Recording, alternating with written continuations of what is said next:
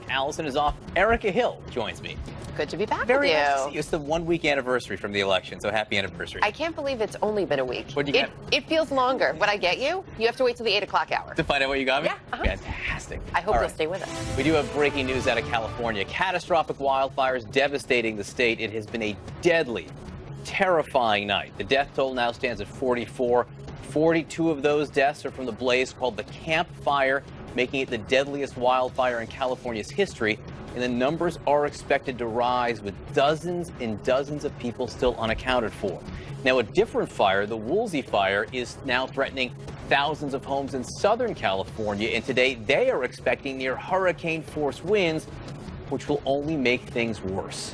President Trump did approve a request for a major disaster declaration, providing the state with federal resources. This comes just days after an inaccurate and, critics say, insensitive statement where he threatened to cut aid and blame forest management for the fires. Today also, as John noted, marks 1 week since the midterm elections. So here's where we stand right now. Breaking overnight, an unprecedented victory in the Senate race in Arizona. Democrat Kyrsten Sinema edging out her rival, Martha McSally, to flip a seat that has been in Republican control for more than 2 decades. She also becomes the first woman to represent Arizona in the Senate. In Florida, meantime, the recounts still underway in key races ahead of Thursday's deadline. Tensions continue to flare, prompting a judge to urge both sides to, quote, ramp down the rhetoric. There is a lot to cover. We want to begin, though, with CNN's Dan Simon, who is live in the devastated town of Paradise, California, with more on that breaking story. Dan?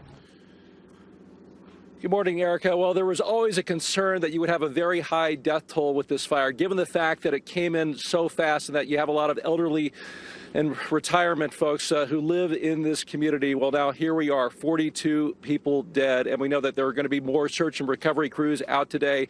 There are also going to be some cadaver dogs. And you also have the gruesome reality that many of the bodies were simply burned beyond recognition. So they're asking family members whom they suspect lost loved ones to provide DNA samples so ultimately they can identify the remains. In the meantime, let me explain where I am. This is a Safeway grocery store that has been destroyed. This is something that everybody can relate to. This is the shopping cart section, and once again, this just underscores how much has been lost in this community.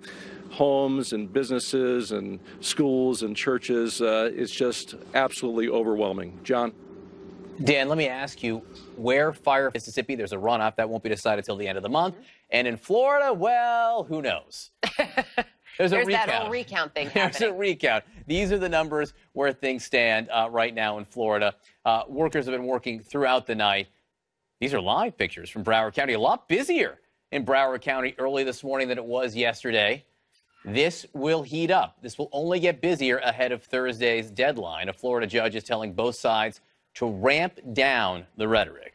In the House, Democrats have picked up a net of 30 seats at this point. Keep in mind, 10 key races are still to be decided. But this brings the current balance of power in the House to 225 Democratic-held seats to 200 Republican seats. Joining us now, senior Washington correspondent for Politico.com, Anna Palmer, New York Times op-ed columnist Frank Bruni, and CNN senior political analyst John Avalon. As we look at all of this, I do want to start with what happened overnight, where we saw this win in Arizona for Kyrsten Sinema, flipping this seat that has been held for, 24 years by Republicans. And she's the first woman. There's a lot happening there. I don't think you can underscore how big this is for Democrats, just in terms of enthusiasm. They're going to be coming back. They have to get through this December that is going to be really tough. But to know that they have a win here, they're looking at Mississippi, feeling like the runoff, they could potentially make some moves there. So I think for Democrats, this is a real kind of buoy to them in terms of thinking, hey, it wasn't as bad of a night as everybody thought on Tuesday. And then it's interesting. Our friend Ron Brownstein has always liked to say over the last few years, probably the last 10 years, he says, Arizona is the future of the Democratic Party and always has been, which is to say that it's this goal that's never achievable. But, Frank, it looks like finally for Democrats, they've made inroads in that Sun Belt where they need to grow. It is very achievable now, and this completely changes the calculus for 2020. I mean, this means Arizona, where another seat is up for grabs in 2020, is going to be a main focus of the Democratic Party. It's going to be a main focus of the Republicans. I mean, it's interesting. Martha McSally welded herself to Donald Trump's side in the final month of that campaign, and it did not do the trick for her. So how does the Republican in 2020 campaign? What does this mean? But yeah, Arizona is now very much at the center of Democratic attention, even more so than in the past. Yeah. Go ahead, John. No, just, I mean, look, I mean, New Mexico's gone from being a swing state to Democratic. Now, Arizona is in that area. Colorado, big wins for Democrats, including the nation's first openly gay governor. So really, that whole Four Corners area in the Southwest is actually trending Democrat, with the exception of Utah. Democrats have made mistakes historically about putting too much effort on flipping Arizona, but this is a big deal. This isn't just John McCain's seat. It's Barry Goldwater's seat. The other thing to point out, though, I mean, you talk about Martha McSally really aligning with President Trump. This was a bitter race on both sides. And what we saw from both candidates as we were moving into this home stretch, it was not pretty, and it required a lot, from both parties. So it'll be interesting to see how that plays out moving forward. Well, I think Martha McSally deserves a lot of credit for the way she conceded. I mean, contrast the way she behaved over these days with the way Rick Scott, for example, is behaving. There was Donald Trump right out of the gate was raising questions about fraud in Arizona based on absolutely nothing. The National Republican Party was backing that up. Martha McSally didn't join that. And her concession speech with her dog beside her last night, I mean, that's what you want to see. You want to see people moving on and telling the country to come together and saying this is a process to be respected. It may have been an easier decision for Martha McSally to concede, given the fact that she may end up being a senator in the next 4 weeks. Right. Explain, Anna, what we're talking about here. Yes, so Senator Kyle, who was appointed, is going to be stepping down, and the governor is expected to appoint someone. She is top of mind, that everybody's talking about would be, kind of a person that is going to be in that seat. So I think she was trying to already act senatorial maybe before she was already appointed. And she could end up being the senior senator from the state of Arizona, even though she lost an election there if she's appointed before January 20th. She will be. I mean, if Kyle leaves in January of 2019 as promised, she will be in a surreal turn of events. And I should say, technically, John McCain's seat is Kyle's seat, not Sinema's seat. So. Dennis DeConcini is on your office phone calling you to complain right now about your statement there. As if we're watching everything happen in Arizona, of course, we're all counting down to the Thursday deadline in Florida. Recounts happening there. What really stood out is the judge yesterday who said, I want you both to, in his words, ramp down the rhetoric. We have talked so much, as we know, about language and how important it is. But to hear a Judge Frank come out and say, you all need to get it together and stop a little bit of the crazy, that's a big deal. Well, and he's absolutely right. I mean, John and I were talking earlier. We covered the 2000 recount, sort of, from Austin. We were both on the Bush campaign as reporters, and it took mere days for the rhetoric to get to a point in Florida that it took weeks for that to happen back in 2000. And I think that's a perfect reflection of how much more partisan things have gotten, how much more cynical politicians are in their approach to this, and how Donald Trump has sort of given the green light to go after the integrity of processes and the integrity of institutions. I mean, this is an echo of what he was doing even before November 2016, when he anticipated a loss and he was paving the way to say it's fraud, it's rigged, it's not a true result. We're hearing an echo of that in the way people are behaving in Florida. It's interesting because your paper today has a really interesting article about maybe why Republicans are doing this. Because I was curious. I've been curious for days why Rick Scott and Republicans are so angry, given that the margins there seem relatively safe. It makes it even more unseemly that they're yelling fraud from the beginning. And Anna, the Times makes the case today, Maggie Haberman is on that byline, that this isn't about now, it's about the future. It's about the larger argument about legitimacy. It's about the political fight they want to be in for the next several years. It's all about 2020, and it's all about what's going to happen for Donald Trump, where he is going to be able to potentially delegitimize some of these states and these races where he might not be able to win. Go ahead. I think, the voting wars have been going on for a long time, and yes, they're going to get worse. I think there's a lot of fear in the projections on 2020 right now, but that fear is being ratcheted up intentionally by the president, echoed by Rick Scott. The fact that the Trump campaign was literally fundraising off fact-free fear-mongering in the Florida recount, saying it was stolen last night, that's extraordinary. And I think it's sometimes in these conversations, because it's all just a slight escalation, we don't appreciate, for example, yesterday morning when the president tweeted that a recount could not be held in Florida because every vote was tainted. That is a departure. It's not just a matter of degrees. That's something very different even from this president. I will note also on Veterans Day weekend, when the military and overseas ballots still have several days where they can be sent in, he seemed to be suggesting we shouldn't accept overseas military ballots. Some people took that to be something, again, unseemly. It is the 1 week anniversary, and we're waiting to the 8 o'clock hour to find out what Erica got me for our It's going to be big, so everybody stick around. Opponent. But let's reflect for a moment, Anna, on where we are a week later. I really do think it's different than where we were on Tuesday night. And part of the reason is because so many of the results that have happened since Tuesday have trended toward the Democrats. Arizona is one example of that. But where are we? Yeah, I mean, I think there's a lot of PTSD after 2016. Democrats, even at the 8 o'clock, 9 o'clock hour on election night, were unwilling to kind of have that victory lap. And I think what you're starting to see now is this organization around the fact that they are going to control the House. Nancy Pelosi is trying to figure out if she can cobble up the votes to become Speaker. It looks like she will be. But this is going to be a different dynamic. And in the Senate, you're seeing some of these races trend towards Democrats. They're feeling a lot better. And I think the real question is, can they use this momentum in Washington towards 2020? That's going to be the big question. It'll also be interesting to see if they can use that momentum to work together, in all honesty, because you do have this, group of progressives who are coming in who really have an agenda, and they want to show that they are pushing for that agenda. You have Nancy Pelosi, who's being much more measured in her language. And whether or not they can come together, John, and work as a cohesive unit. That, of course, is one of the big tests. But the reality is the reason that things a week ago were a little subdued is that the big progressive stars running statewide in the South didn't pull it out. A lot of hopes invested in that. But people like John Tester did. People like Kristen Sinema did. The reality is that on the winning side of the ledger, the more pragmatic Democrats had a bigger night than the folks on the far left. The progressives would fight back at you and say that Stacey Abrams and Andrew Gillum and Beto O'Rourke did better than anyone ever has in that place. The problem here is I don't know that there is a clear lesson. And so Democrats have to cast about, as Democrats often do, to figure out where they go. Yeah, it is tough to find a lesson because we're talking about Kristen Sinema. I mean, she won by hugging the center, not by being a bold progressive. So you can look at the results and you can spin it many different ways. If you look at the House, you know this better than I do, most of the incoming Democrats who flip seats flip those seats by being moderates in moderate districts. And that's right. That creates this great tension in the caucus right now in terms of how they go forward, whether they press for impeachment, as you mentioned, Erica, which initiatives they prioritize. There's a lot of diversity and a lot of political tension in that caucus right now. It's true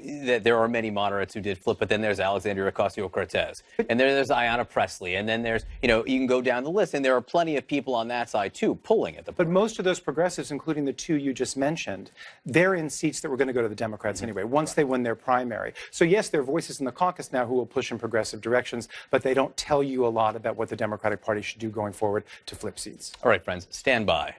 There's more to discuss. Yes, there is. With those votes, of course, still being counted in several key races. CNN is airing a primetime special. It begins at 8 p.m. Eastern tonight. Election night in America continued. You don't want to miss it. And just a hint, John Berman, you may be able to use your gift while you're watching tonight. Oh, that's great. I love that. A tease. There's a lot more to discuss 1 week after because I do think the perspective is very different. All right, a different subject. Does anyone think there's something going on with the special counsel? Does anyone think there's a lot of smoke here? Not just what we're seeing in Washington, but also what we saw with the president over the weekend, that maybe something is in their head. Well, there is one person who says he expects to be indicted, and soon. Conservative activist and conspiracy theorist Jerome Corsi says he expects to be indicted by special counsel Robert Mueller. Corsi, an associate of Roger Stone, telling his YouTube followers he thinks he'll be charged with lying to investigators. The entire negotiations discussions have just blown up. And now I fully anticipate that the next few days I will be indicted by Mueller for some form or other of giving false information to the special counsel. We are back with Anna Palmer, Frank Bruni, and John Avalon. And John, as we look at this, what's fascinating, too, is Roger Stone suggesting here that the special counsel in an interview may actually be more interested in Corsi's relationship with Donald Trump, which there's talk about stems from that book in 2011 about birtherism and how Donald Trump got to where he was at, but really how that relationship may have continued. I would be surprised if we're spending a lot of time going into the roots of birtherism. But Jerome Corsi is a conspiracy entrepreneur. And he was, early came onto the stage with the swift voting of John Kerry, but really jumped the shark with going all in on birtherism, which, of course, is then how Donald Trump introduces himself to the Republican Party. He's played footsie with 9/11 truthers. He's played footsie with white nationalists on radio. He is one of those cats and characters. And fitting for that, not only is he part of this sort of Roger Stone swamp on the far right of the Republican Party that often indulges in conspiracy theories, but with this announcement, there was a little bit of a grift, too. He's trying to raise money for his defense. And I will say, we'd love to hear from a better source than Jerome Corsi that he's about to be indicted, because he may not be the most reliable individual. Perhaps That's not. possibly true. On this or anything. Yes. But Frank, when you look at what's gone on with the special counsel, we knew by the calendar and his silence for the last month that this would be fertile ground in the weeks after the election. Yeah, no, we knew that he never stopped working. We stopped talking about him because the election was coming along. But we've all thought for some time that the next couple of months is when he's aiming to wrap up. He, above everyone, does not want this to go on forever, because the longer it goes on, the more chances there are for it to be meddled in. And the longer it goes on, the easier it is to say this is an endless, limitless witch hunt. So I think we're seeing the final chapter here. I think a lot of these discussions are about that final chapter. And I don't think 4 months from now we're still going to be talking about this. I think we'll have a report. We're also seeing, John alluded to some of the smoke that we've been seeing. So it's, we're hearing from Corsi. It's the fact that we're seeing a little bit more ramp up in terms of activity. There were lawyers, I guess 8 lawyers working yesterday on a bank holiday. Exactly. And then Michael Cohen, who wouldn't answer questions about why he and his attorney were there, but Michael Cohen in and out of D.C. yesterday. All of that, Anna, when you add it up, if you want to add it up in a certain way, it definitely looks like there's more movement. Yeah, I mean, we've been talking to a lot of sources in Washington saying that there's an expectation in the next coming weeks that there's going to be things that Mueller had stopped because of the election, wanted to wait, wanted to make sure to move beyond that. There's also some speculation among Democrats that he also wanted to make sure that the people were in place at the committees, who was going to be the chairman, who was going to be ranking member. He's going to need some defense because clearly Republicans are going to take shots at probably whatever comes out of that. And so he's kind of putting the blocks together to make his case as tight as it possibly can be made. So let's also look at where the White House has been the last week, as it's clear that Mueller seems to be moving towards something. The president put his guy at the Justice Department. He fired Jeff Sessions, now has an acting attorney general who has said on CNN that he wants to, starve out the Mueller investigation. He's done that. Plus, we had grumpy President Trump over in Europe over the weekend. It does beg the question whether the White House is actually aware and preparing for something this week, John. Look, I think there's every sense that Trump's paranoia is riding high because now we're post-election. Look, they made the move to replace Sessions the day after the election. He wanted to stay through the week. Chief of Staff Kelly said no. And I think that's clearly an anticipation of Mueller movements. Now, Whitaker's got a couple problems. Not only that he came on CNN's air and wrote op-eds questioning the legitimacy of the Mueller investigation, but he's clearly a purely political appointee. This is about getting someone who will be a yes man to Donald Trump in the Attorney General's office. Now, there's not just op-eds, but real legal questions and suits. A suit, in fact, questioning whether the appointment was constitutional. But this is about flanking the Mueller investigation. Separately, Mueller's going to try to go forward, play it by the book, and that's where things come to a head in Congress. Will those Republicans who said that it would be unwise and dangerous for Donald Trump to try to stop or shut down or curtail the Mueller investigation actually have the spine to back it up if it comes to that? There's also, there's the question, too, and you both brought this up about, yes, Mueller wanting to wrap this up so that it doesn't drag on for a number of reasons. But he also is, to a T, described as the type of person who he's not going to wrap it up, though, just to wrap it up. He is going to see it through. So when you're dealing with those two things, Frank, trying to get those two to play out, is there a sense, or maybe, Ann, I don't know who has a better answer on this, is there a sense that there is now an added pressure? And whether or not that's actually trickling over to the special counsel. I don't have the sense that he is going to feel the pressure. I think he is steadfast. I think everything that any indication, he is going about it. The press is kind of trying to figure out at every turn where he is and where we are. He's 5 steps further down the road. And so I think he's going to keep doing that, every indication that there is no kind of changing of course for him. And look, again, there's just so much activity on both sides between the lawyers' activity, all the witnesses being called in, Michael Cohen down there, and then what we've seen from President Trump. It seems to me, we all talk about the Democratic Congress coming in January. We got a long way to go until we get that. We're still in the middle of November. There's 6 weeks of a lame duck session here where Republicans still have all the levers of power. I'm very curious to see what happens here. And with the administration, we should note the Office of Legal Counsel we have reporting today, the Justice Department, which, of course, is the president's Justice Department at this point, is going to come out and say that the appointment of Matt Whitaker as acting attorney general is legal. Shocking. Shocking, but they're going to say they have legal grounds there. I just think that we're going to see we're going to see this come to a head sooner rather than later. Yeah, I also think I want to echo something you said. Robert Mueller has been so thorough here. We were talking about Jerome Corsi earlier today. Who ever thought that name was going to come up, right, in this investigation? At every turn, we've seen him be more rather than less thorough, and I think he deserves a lot of credit for tuning out all of this political noise and just keeping his nose to the grindstone and forward, forward, forward. That said, as thorough as he's trying to be, I do think he understands there's a ticking clock in terms of the public's patience with this, in terms of the credibility of this if it goes on too long. But what's so surreal about Corsi surfacing and Roger Stone's surfacing and WikiLeaks, all these figures from, I wrote a book, Wingnuts, years ago, all these figures who are cast characters, who were on the fringes, the outer reaches of American politics, are now in the orbit of the Oval Office. That's a sign of the times. That's really surreal. And where are the Democrats now if this does last until January, Anna? You have your finger on the pulse of what's going to happen there. Nancy Pelosi saying we're not going to run to impeachment here. What about the committees? What are they going to go after early? Yeah, I mean, I think right now you have House Democrats trying to stop any kind of overreach, right? There's going to be a ton. I've already seen letters that are being sent to the White House.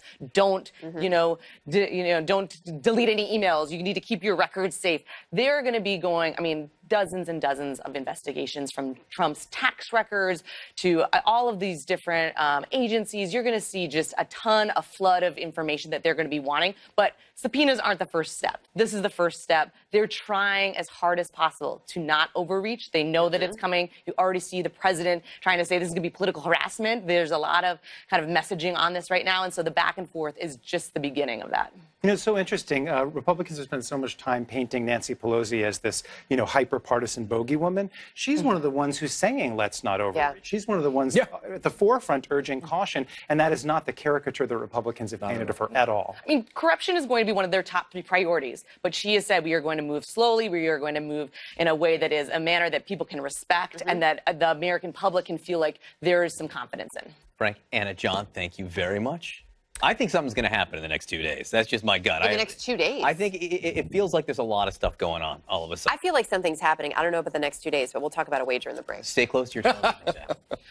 Just ahead, a high school photo sparks an uproar. A group of male, mostly white students seen giving what appears to be a Nazi salute. We're going to speak with one of the students in that picture, whose arm is not raised. So what happened here? What's behind all of this? Been fired toward Israel from Gaza in just the last 2 days. And for the first time since 2014, there is a fatality from rocket fire on the Israeli side of the border. Our Oren Lieberman is live in Sderot, Israel, with the very latest. Oren.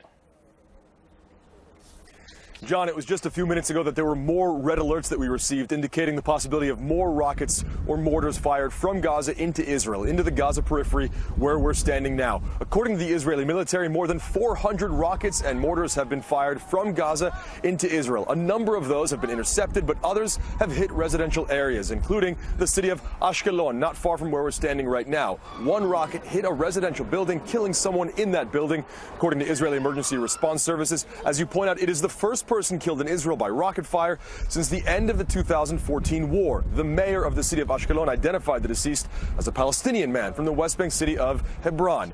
Meanwhile, the Israeli military has carried out a wide range of airstrikes against what they say are Hamas and Palestinian Islamic Jihad targets in Gaza. They say they've hit a number of facilities as well as weapons manufacturing facilities, weapons storage, including strategic assets. They say they took out and destroyed the Al-Aqsa TV channel, a Hamas-run news channel that Israel has long accused of carrying out propaganda and being behind incitement. According to the Palestinian Ministry of Health, 6 Palestinians have been killed in the wide range of airstrikes carried out since earlier this morning and into last night. Erica, the question now, where does this go from here? Egypt and the United Nations have been involved, have been in contact with both sides to try to mediate some sort of cessation of hostilities. They have done so over the course of the past 6 months and succeeded in bringing about that cessation of hostilities. But this time it's different. It is a much bigger, longer round of hostilities, and one senior international official we spoke with said he was pessimistic about where this is headed right now. All right, interesting words there. Pessimistic. Warren, thank you. New evidence of a possible link between the death of Jamal Khashoggi and the Saudi crown prince. According to the New York Times, that evidence comes directly from the lips of a member of the kill team that murdered the Washington Post journalist. CNN's Jumana Karachi is live in Istanbul with us with the very latest for us this morning. What more are we hearing? Well, Erica, as you mentioned there, this reporting coming from the New York Times. They've spoken to 3 officials, people they say who are familiar with the recordings of the killing of Jamal Khashoggi, who say that shortly after the journalist was killed, a phone call was made by one of the 15 Saudis who were dispatched here to Istanbul to carry out this operation. And this call by the man they identified as Maher Abdelaziz al-Mutrib, who CNN has extensively reported on, who is a former diplomat and intelligence officer, a security officer who's within that inner circle of the crown prince. He makes a call to a superior in which he says, quote, "Tell your boss," something along the lines of "the deed is done." Now, he doesn't specifically identify who the boss is, but intelligence officials believe that is a reference to the crown prince, Mohammed bin Salman. Now, several U.S. officials have told us, told CNN last month, that an operation like this to be carried out by members of the inner circle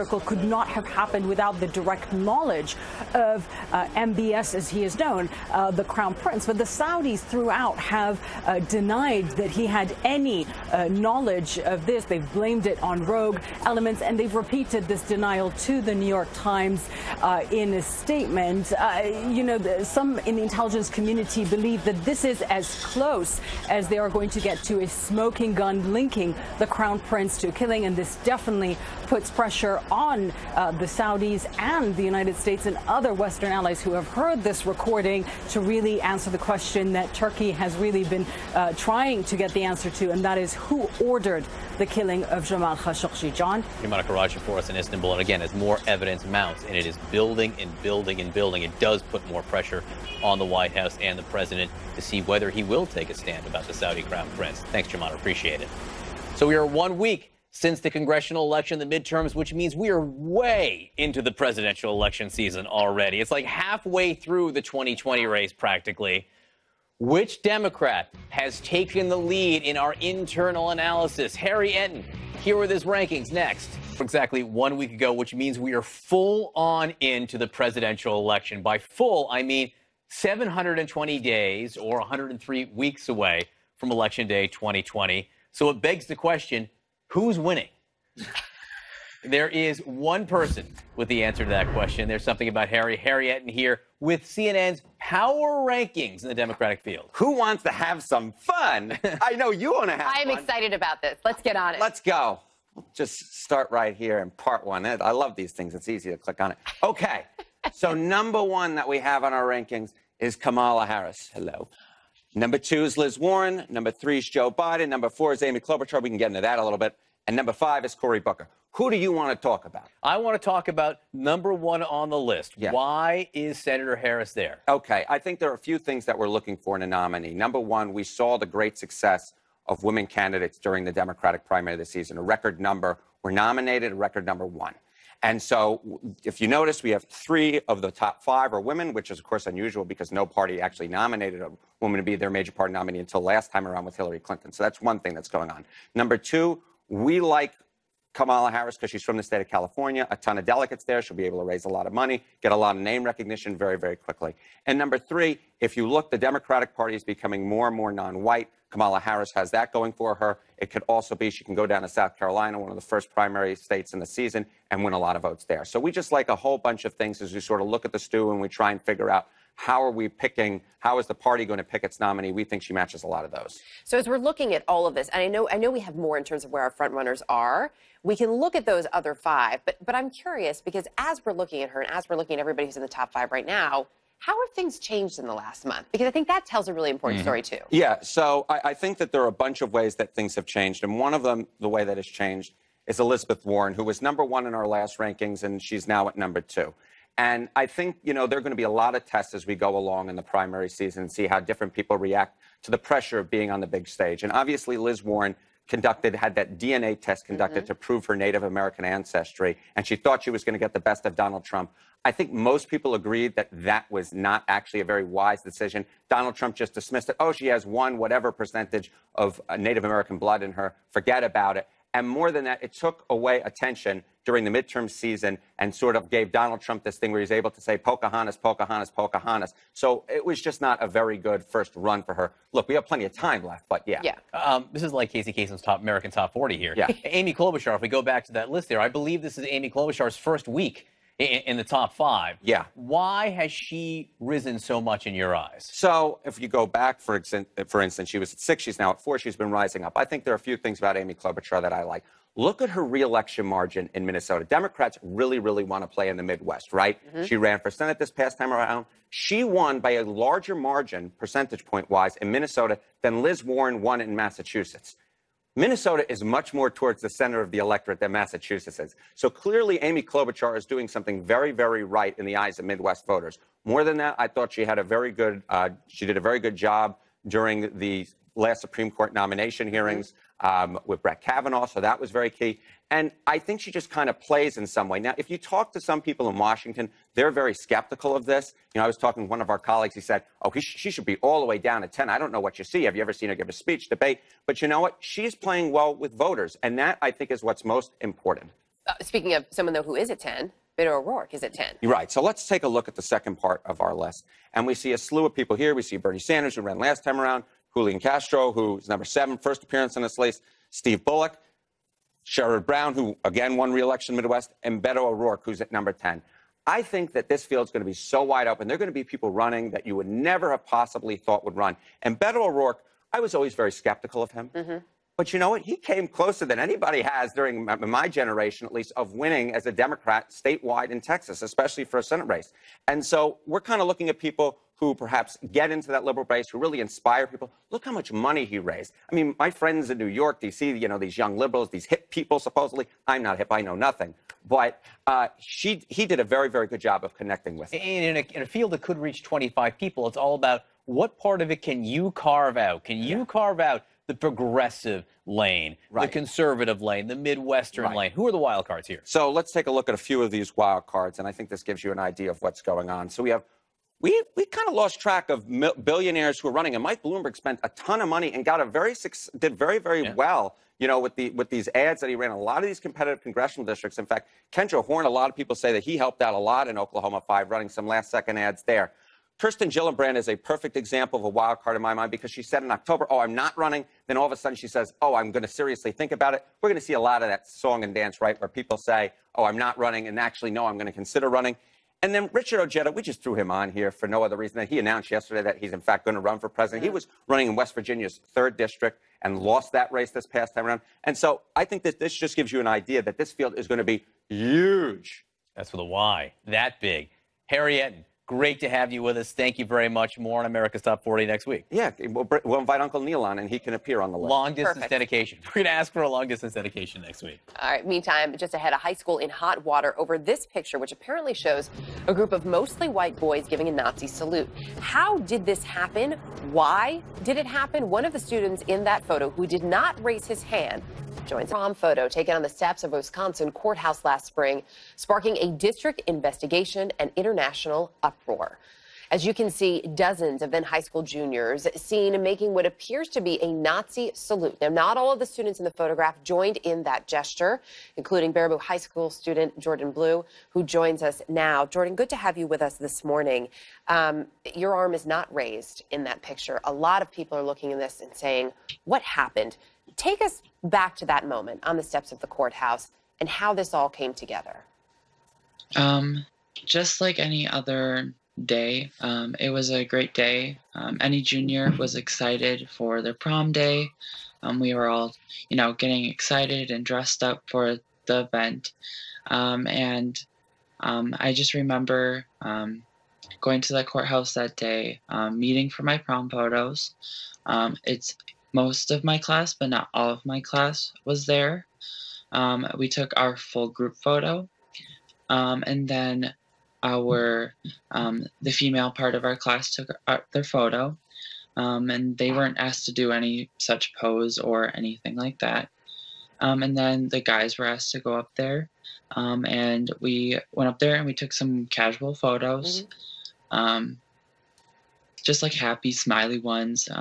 And if knowing the outcome of the situation, I would not have gone up there. If I would have known what was going on. And it was a scary moment, and it was very shocking and upsetting, and it was a huge misrepresentation of the school district and the community of Baraboo. You described that moment as scary.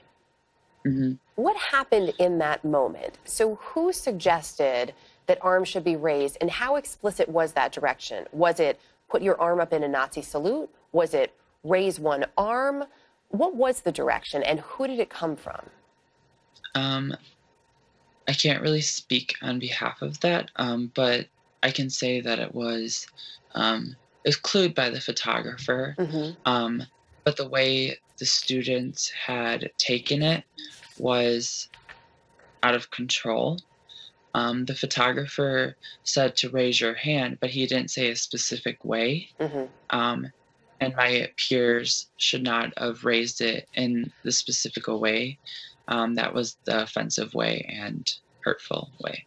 And do you remember in those moments, you say the photographer said he didn't say to raise your hand in a specific way, and I do want to share with our viewers as well, the photographer Peter Gust putting out a statement saying, I didn't tell them to salute anything. It was waving goodbye to their parents, having a good time, high five. There was nothing that diminished the quality of anyone's life. He says there was nothing that diminished anyone's stature in society, nothing that was intended to point a finger at anyone in their class who may have some kind of difference. There was none of that. So you say he didn't give a specific direction in terms of a salute, but that you were scared in the moment, you felt uncomfortable. Were there rumblings among the other guys standing there on the steps with you? Oh, hey, let's turn this into some sort of a Nazi salute. Did you hear any sort of rumblings? I didn't hear any grumblings, but I did see the amount of intent that was in some of my peers' arms. And then at that moment, I was uncomfortable, and I was very hurt. I was very scared for the future. And even if they knew what they were doing, they still did it, and it was wrong, and it shouldn't be okay, and it's not okay. Before this photo went viral and there was all this attention, was this a point of discussion after that picture was taken? With some of the people in the picture, did anybody express to you that they had any regrets for taking part? I personally didn't hear any people have any feedback after this photo was taken. I know for myself, I had a lot of questions, a lot of unknowns. I wasn't sure where this photo was even going to be. I didn't even know it existed until I saw it Sunday night. I knew it existed, but I also didn't know it was taken and published somewhere. Okay. I know in those moments you were feeling scary. I wanted to check in with you during the break so we could say hello before the interview, and you said you're feeling encouraged today, that a lot of people have reached out to you with words of support, with messages of support. How is everyone in the community handling this today, Jordan? Our community is very hurt, very distraught. Baraboo is a phenomenal community and is not a racist community. We're very close. So when an event like this happens, it affects all of us. And this photo is not a representation of the senior class at my high school. It's just a very bad situation that happened, and we have a lot of growing and learning to do. We should point out too, as we mentioned, the superintendent said that they are looking into all of this. The local police has said they can assist in any way that is needed. Jordan, we appreciate you taking the time to join us today. Thank you.